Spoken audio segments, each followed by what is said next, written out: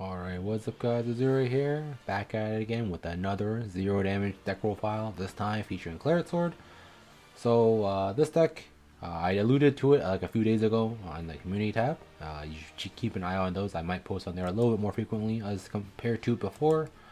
But I did allude to a 0 damage Claret Sword deck, and here it is. This deck actually did have quite a showing yesterday at the at least yesterday at the time of recording of this video to the for the day 2 of Autumn CS. The deck was brought quite a few players brought it, and it was banned quite often on stream. So deck is quite good. So yeah, so we'll get to the deck profile right now, I guess. So I know I called this deck zero damage, but I think a better way to describe the deck is Ogma Turbo. The deck still does the damage and things that where you like don't kill opponent too much damage early on, but I think Ogma Turbo is a much better way to describe what this deck is actually doing, as you'll see with the gameplay. But without further ado, let's actually get on with the list. So first off, the starter of choice we're playing is this guy. I don't know his name, but his skill is GB1. If your Vanguard is a grade 3 or higher Claret Sword, you can put him into Soul to search your deck for any one grade 1 and put it on top of your deck, and then countercharge 1. And then has anti-retire. So you play this dude because 1, he has anti-retire, which is obviously pretty good. You obviously want to start with anti-retire if possible. 2, he CCs. I think that's the main reason why you play this card. He CCs. And 3, he has some pretty cool interactions you can do with a bunch of stuff in the deck. Obviously, the really easy interaction you can see is stack PG, draw into it. I think that's like I think that is probably the most easiest interaction to see. But with cards like Naoise and Car, you can do cool stuff where you stack a not stride. You stack like a Swordbreaker on top, and then call a card down, and then you guarantee a Swordbreaker off the top. So you can do cool stuff like that. Obviously, you can stack other cards you might want on top of your deck either. Stride Fodder, you might want those. What's her face? The filter girl. I don't know, Ariana. If you need to filter a card out, you can stack her as well. I think the starter is the most versatile thing you can do for this deck. Other starters, David's not really too good for this deck because you can't sack David off for Ogma. The Claret Searcher is fine too, but it costs a CB, and this deck I think is actually quite CB intensive. You can see there's 2 CC on hit CCs in this deck, so yeah. I think the starter just does everything you want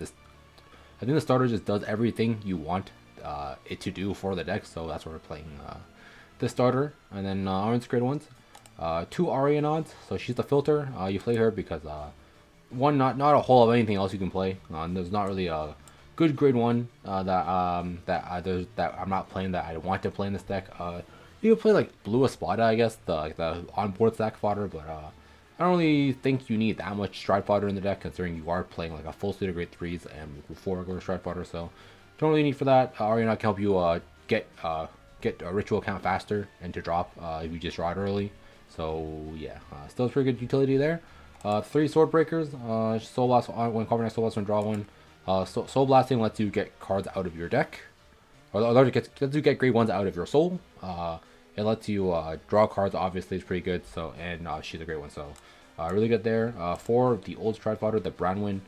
We play her because instead of the blue Espada, because searching Claret, finding specifically Claret Revolt is very important. So for this, being on board Stride Fodder doesn't matter too much either, because yeah, you need Stride Fodder, just hold it in your hand, don't call it out. So yeah, I mean for the Stride Fodder, and finally 4 of the Ezraz PG.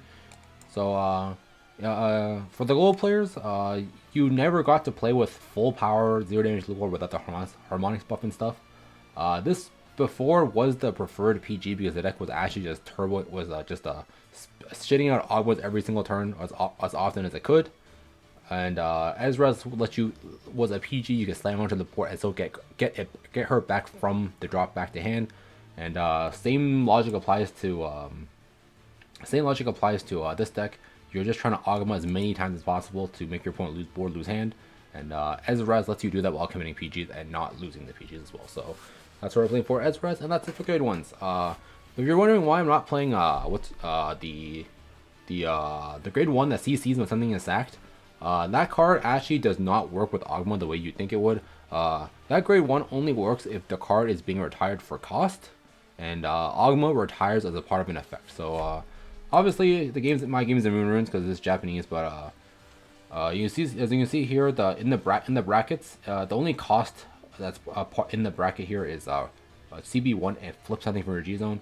The retire is actually part of the actual effect of Ogma, not part of the cost. So that grade 1 does not CC when used with Ogma. I wish it did work like that with Ogma, because then CB will be a lot less of an issue. But because it doesn't work like that, there's really no reason to play that grade 1 in the deck at all whatsoever. So yeah. So if you're wondering where that card is, that's why we're not playing it. Grade 2s, we're playing 2 Adolfs. GB1 on hit to Van CC2. So like I said earlier, this deck is actually pretty CB heavy, because Ogma was 1 CB every turn, Strike Bonus is 1 CB every turn. The only CC you have aside from the Adolf is the starter. So by playing Adolf at 2, you draw him once, you hit with him once, and that's enough CB for you to work with for the entire game. So that's where we're playing the 2 Adolfs. When I wasn't playing a deck, wasn't playing him before, it really felt bad. Sometimes you just didn't have the CB to work with. But after I started playing Adolfs in the deck, just drawing one copy of it and hitting with it one time is more than enough CB for you to work with for the rest of the game. So yeah, because the Adolf is basically one entire extra turn's worth of CB. So very, very good card to play like a 2 of to try to just draw into the 1. And because the other grade 2s are also really important. Next up we're playing Morfessa. So Morfessa is GB3 when attacking Van +5, GB3 on hits. You can see one call grade 1 from your deck, and she has -1 grade and drop. So all these skills are actually pretty important here, because being a solo attacker can matter. She can scale as well. The second skill, the call grade 1, is actually really good in this deck too, because sometimes if you just don't draw double intercept, you can use Morfessa to hit with Van to call out the Morian Spear, because Morian Spear counts as a grade 1 in deck as well. So you can use the Morfessa to get another intercept onto the board. And then her counting as grade 1 and drop is the main reason why we're playing, because like again, we're trying to turbo Ogma. We want as many grade 1s and drop as possible. We want as many easy access to get grade 1s and drop as possible. And you can just slam Morfessa on the board and she dies. She's a grade 1 and drop zone. So very good there. But she also has added utility, so that's also really nice. Next up, we're playing for Morian Spear. He's basically the same deal as Morfessa, except he's drop and in deck. GB1 if your Vanguard is a Claret sword, he gets -1 level. So 1 grade, he counts as a grade 1 in drop and in deck. So again, searchable through effects while in the deck, as well as counting as more grade 1s in drop. So very, very good there. And then GB1 when's unit is boosted by specifically a grade 1 and is attacking at Van +5. So he also scales when boosted by grade 1. He makes 21 with any 7k booster. So very good for that. And finally, the last grade 2 we're playing is a Luard card. Just like Morfessa, that he is now ease. GB3 Ritual 3, GB1 Ritual 3. On play, you can look at the top 5 cards of your deck. So the look at 5 here is actually mandatory. You cannot choose to not look on play, because there's no cost tied to this. So on play, you have to check top 5, and then you can choose up to 1 grade 1 or lower card from among them and call it to the board. And then I think he gets he gets +2 if the card you call is grade 1. He gets +3, and then at the end of the turn, the card you call goes back to the bottom of the deck. But most of the time, you're using him to call down a grade 1 that you're gonna sack for cost anyway. So this card basically just recheck top 5, get 1 free sack card for Ogma. So really good there. And that's it for grade 2s. And finally for triggers or grade 3s, 4 heal guards. Not gonna go over those. We are playing 4 bad bar cards. So on play, call a top card for your deck. Like I said earlier, this card is pretty cool interaction with the starter. He at the end of the day is still just a +1 onto the board. The worst thing you can call with this card is a heal guard, because obviously you would have looked the heal, or you would have drawn the heal. So that's the worst thing you could call off of this. But this card is really nice because he at worst is Fodder. He is a free +1, and even though he himself cannot be sacked for Ogma, if you're not going for like a full Ogma for 5, just Ogma for like 3 or 4. You can call him after using a starter to call a grade 1, and then sack the board off with like PGs with as cards on those board, and then sack the car off for the PGs cost to add it back to your hand. So car actually a very, very nice card for this deck. Free cards are good, and yeah. So that's what we're playing 4 of him.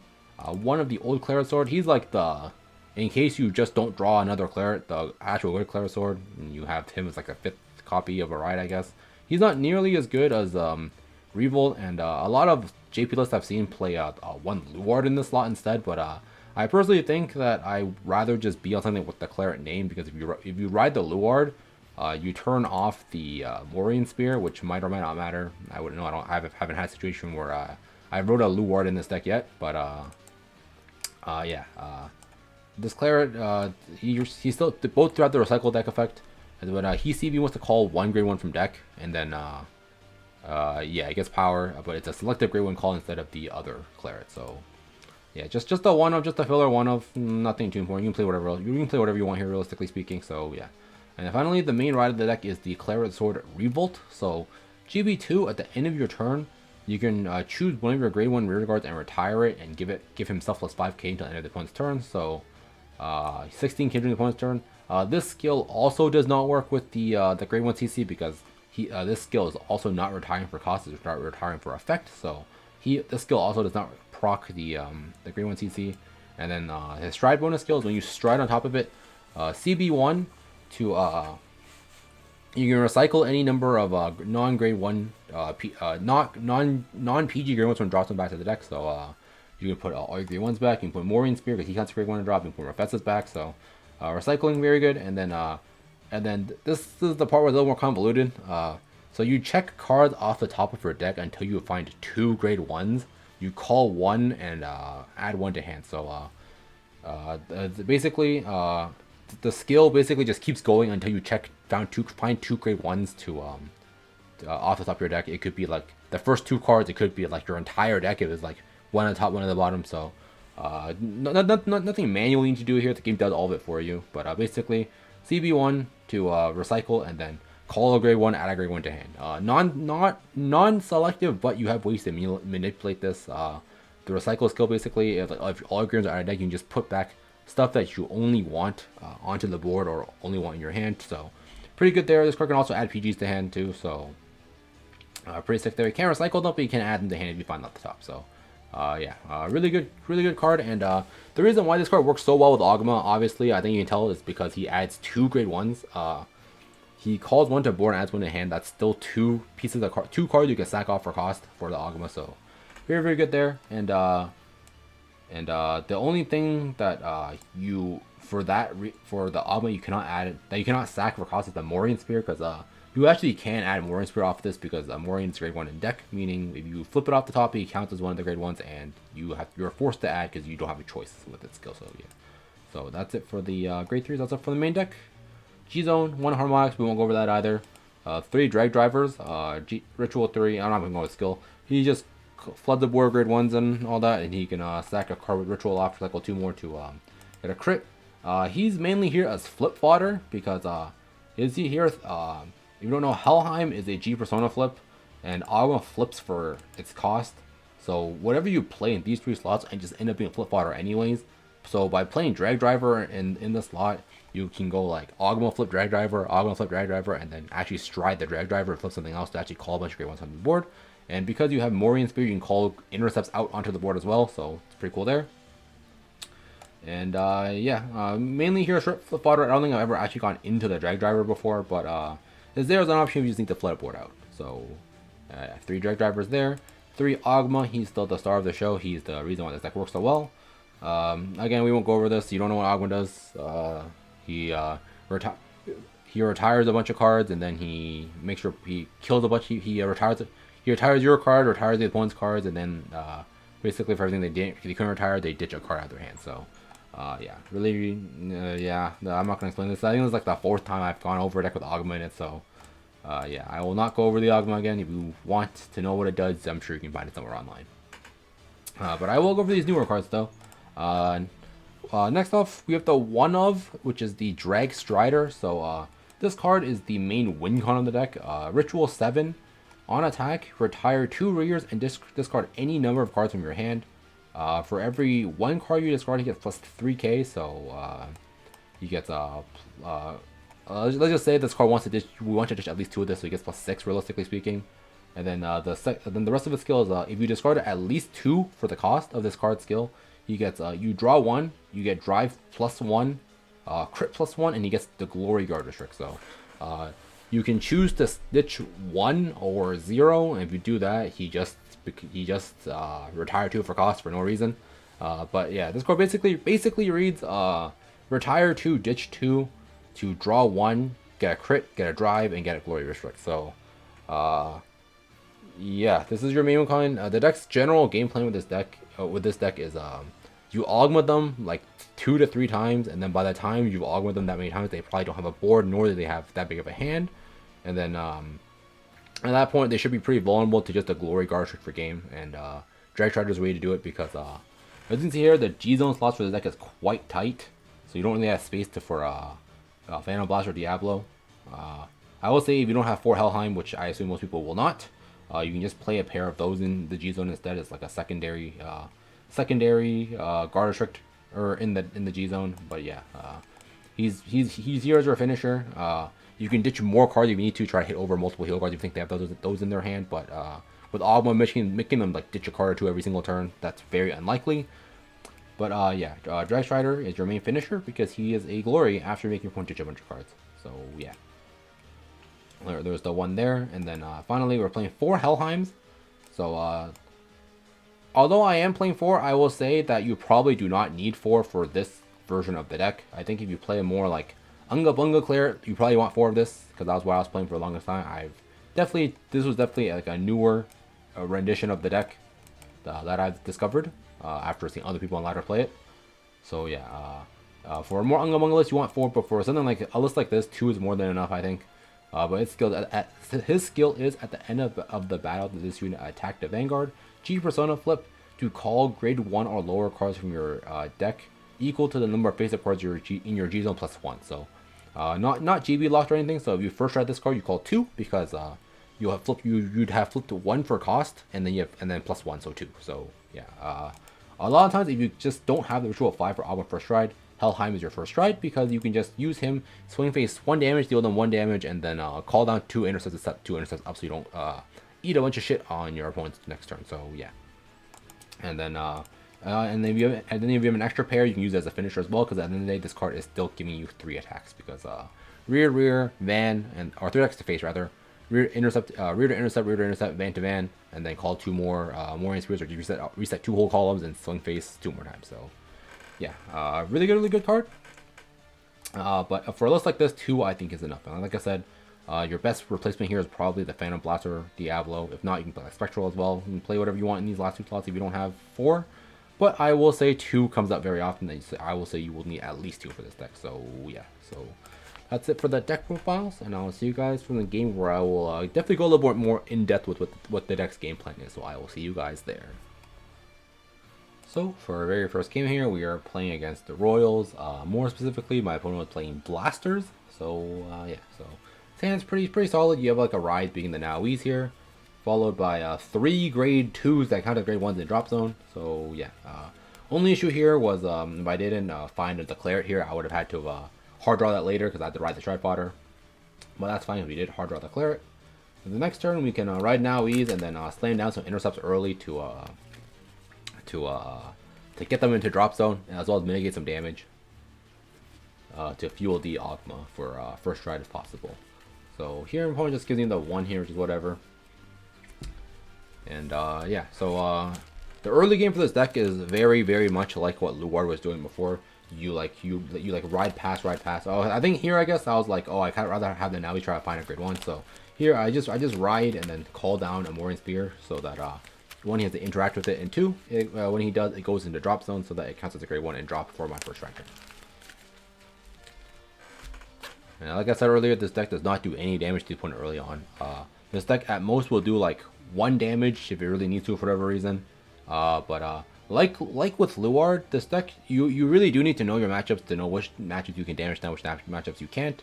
And the matchups where you cannot damage deny, that's where having multiple pairs of Helheim actually matters, because he's your best way to push his damage, as well as the best ways to end the game. So yeah,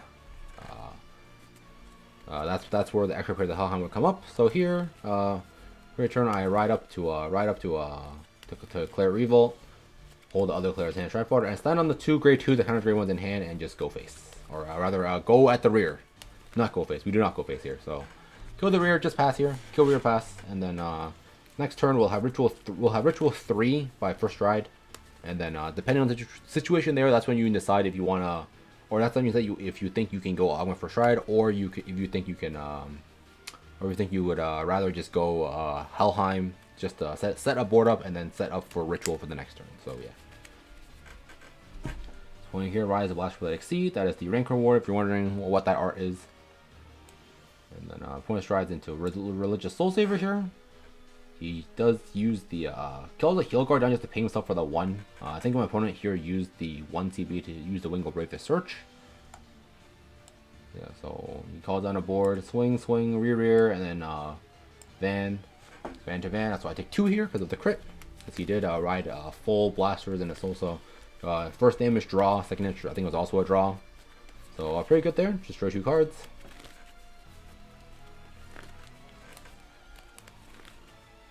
So yeah, you see he CB1s for the Blast Search for the Blaster Blade, and now it's my turn. So draw for turn. Drew another PG. So here, I think my main crucial point here was deciding, because I only ritual 3, so I would have had to over-toss some cards to stride here if I want to hit ritual 5. More specifically, I would have had to toss like Morfessa plus a PG. So here, I was thinking what I wanted to go into. So here, I decided to just toss Morfessa plus a PG to stride just to hit ritual 5. The reason here why I wanted to make sure I just got the Ogma because I wanted the Barkle specifically dead, because I didn't want him to have any CCs available to him if possible. If he has more in hand, he has more in hand. But I wanted to at least force him to commit it down. In a matchup where, or rather in a board state where he didn't have the Barkle on the board, I probably would have just gone for Helheim instead, just to set a board up for the next turn instead of forcing the Ogma here, because this was still at the end of the day a -2 to actually Ogma, because I had to toss a PG and plus I had to toss 2 cards to actually get the ritual 5 as well as toss 2 to stride instead of just the 1. So yeah. And here as well, you'll notice a lot of the time with Claret stride bonus, you don't put the grade 2 specifically back, because you want to keep the grade 2s as the ritual fuel for the Ogma to stay at ritual 5. While putting the grade 1s back, because the grade 1s are what you want to add to hand and call off of the Revolt. So for this game and the next game, you'll see that I, for the most part, if I ever use the Claret stride bonus, which is basically all the time, I will leave the grade 2 specifically in the drop zone to stay as ritual cost and put the 1s back, so that when I reveal cards off the top of my deck with the Claret sword, I will only ever reveal actual grade 1s that I can use as cost. And here, you see I use the starter here to not only CC, but also stack a Swordbreaker on top, call down the car, and the car will call the Swordbreaker 100% because I put it there. And the Swordbreaker will Soul Blast grade 1 out to let me draw a card as well, so very good there.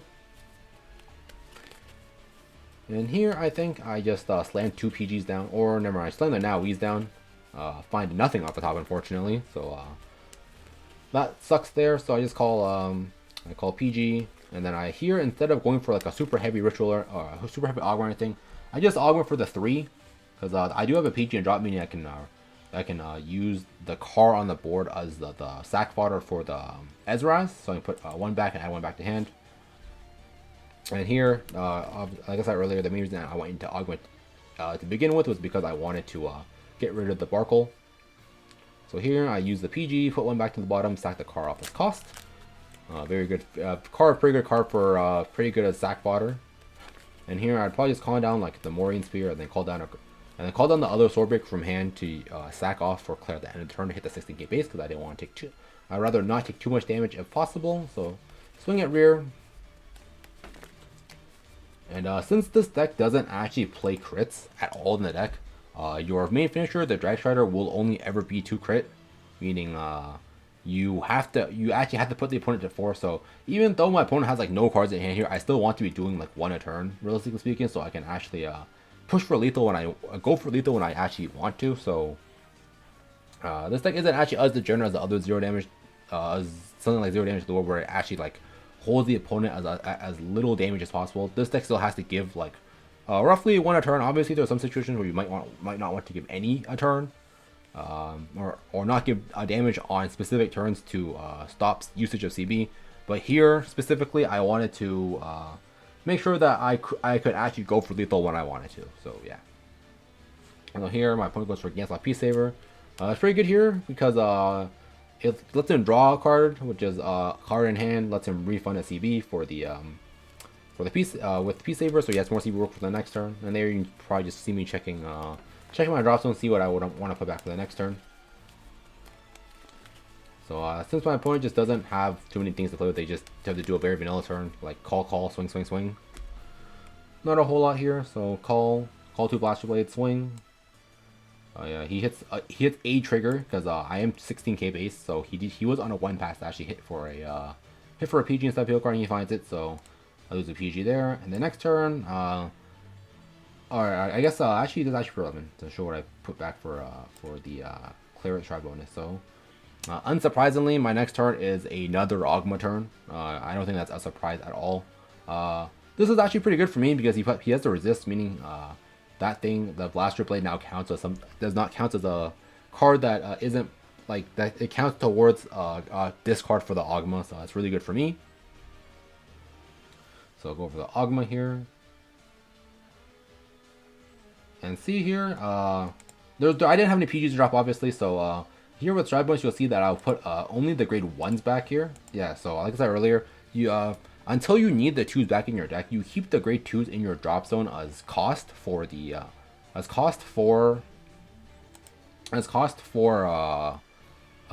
ritual count. But here specifically, I just didn't have too many intercepts in hand, so I think I actually did end up putting back keeping one extra grade 1 and dropping, keeping one more Spear back to the deck, so I can potentially draw into it just as an intercept to draw into. So here, yeah, I decided to find 2 Sword Breakers that didn't really matter too much. So 1 onto board, 1 from hand, 1 to hand, and then I can use Sword Breaker to draw an extra card.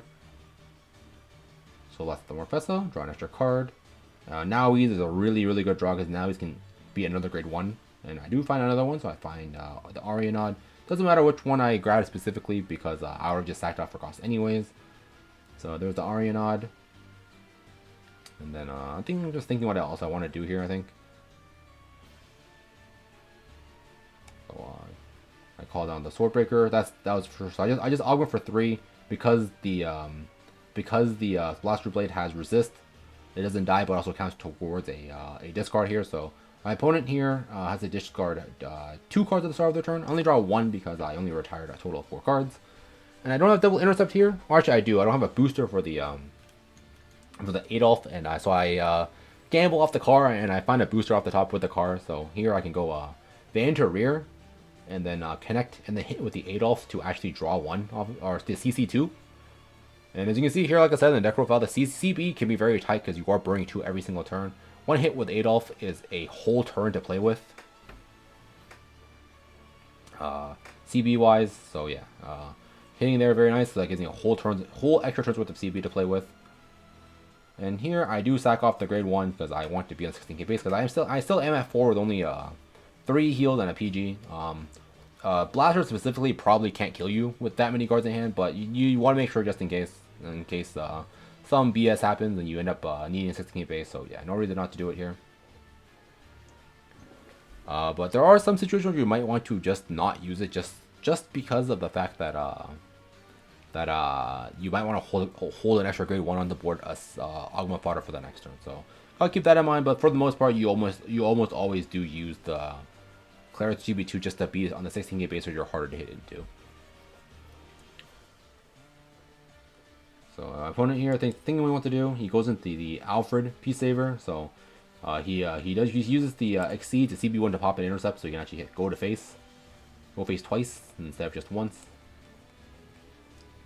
So he does that. His Exceed is doing Twin Drive, which is cool. He gets a heal, which is a whiff, so just power to van. And I think here I actually did flip a heal, because I think I still have 2 left in next, so I get a heal here so I don't get checked at all whatsoever unless he flips a crit. And I think he does rip 1 here, but because I was on 16k base, I'm 26, so this is only asking for heal cards, so the extra 5k from the GB2 actually did matter here. And here we just go for Ogma for a 3rd time. My opponent has really little cards in hand. No reason to try to force the game here because no reason to try to force to go for a game here because just Ogma more cards out of his hand and see what he wants. Just try to see what he wants to do next turn. You can always just go over a game on the turn after that. Draw a heal in here. Same deal as last time. You can see me selecting the grade ones first and thinking about what else I want to put back after. And here, same deal as last turn where I just didn't have intercepts in hand, so I wanted to put some Warring Spears back to try to find them off of Claret's Tribe bonus to actually have intercepts for this turn. So 4 grade 1s, 2 grade 2s, and just leave Ritual 5 for drop. I get exactly that, so I get a Swordbreaker, so I get an extra draw as well, which is really nice. And then I have an intercept in my hand as well, so really good there. And that draw was actually really good because they found me an extra PG, meaning I can just slam 2 PGs on the board and augment for 4 here. And while sacking off the car as Stride Fodder, as not Stride Fodder, as a PG, as the Ezra's Fodder to get the PG back to my hand. So augment for 4, so kill the rears, draw 2, and then as well make him ditch 2 cards out of his hand next turn. Ezra's, sack the car off to add it back to my hand. And here, I think is where I use car, try gamble on finding a intercept, and I found a Warring Spear, so that gives me double intercept for this turn. I call down the Arianod, just in case I want to sack it off. But I think I ended up actually leaving the Arianod on the board, because I was like, oh, what if I want it for next turn, I think. I actually don't remember what I did here. But I give him the 1 so I can push for lethal next turn. I think this was a turn where I could definitely have an argument to not give him the damage at all, because by giving him the damage, it gives him the ability to use Stride bonus if he can hold, if he still has a Stride Fodder in hand, which he probably does because he has 3 cards. He only needs to ditch 2, and he still draws 1 for turn, so he can probably Stride. So I think this was a turn where you could probably argue to not give the damage at all and just make him ditch his hand, make him commit everything down, and then go for the kill in the next turn with the Drag Strider. Yeah. No, never mind. I guess I did sack off. I guess I did sack it off for the 16k base, which makes sense. From the hand guard wise, the same thing as last turn. So here he ditches 2. It's just a PG and a Barkle. And he does have Stride. He does have a great 3 hands. He was stuck in Ride phase for a bit, so I think this is where my opponent actually screwed up. Either that, or he's just poor. Because here he strides into Saint Blow, and because Blaster Blade Exceed Stride bonus only works if you stride into a Saver Stride, he couldn't use the Stride bonus to get an extra card to his hand. And I think here he probably just had 2 cards that couldn't. He probably had 2 non-solo attacks in the hand, so he couldn't like swing rear van that you get a PG check in, so he just scooped it up. But yeah, next turn, hypothetically speaking, if they did live, next turn was a Drag Strider turn. If not Drag Strider, then Helheim probably also would have killed, because Helheim was still 2 checks from 4. So yeah, there, as you can see, that was basically like the exact game plan the deck wants to do. It wants to go Ogma as many times as it needs to rip cards out of the opponent's hand and control their board, as well as and then on the last turn you want to go into usually Drag Strider, just a glory check down per game. So yeah, that game was actually quite long. That was 15 minutes, so I think I actually will just leave it at 1 game for this video. But yeah, the game plan for the deck is usually just this. There's not a whole lot of variation to it. The main one is sometimes on first drive, you just don't have Ritual 5, you go into Helheim first just to set up a board. And then the card you end the game with will usually be Drag Strider, but sometimes you can go for Helheim instead if you just think they don't have the guards. If you think they have the 3 and PG in hand, but not the 2 cards. So yeah. So that's it for this deck profile. Tell me guys what you think about this deck down below in the comments. I know I can already see it. Reddit is seething. They are mauling. Because lol, another 0 damage deck that I'm promoting. But yeah, tell me guys what you think about this deck down below in the comments, and I'll see you guys next time. Peace out.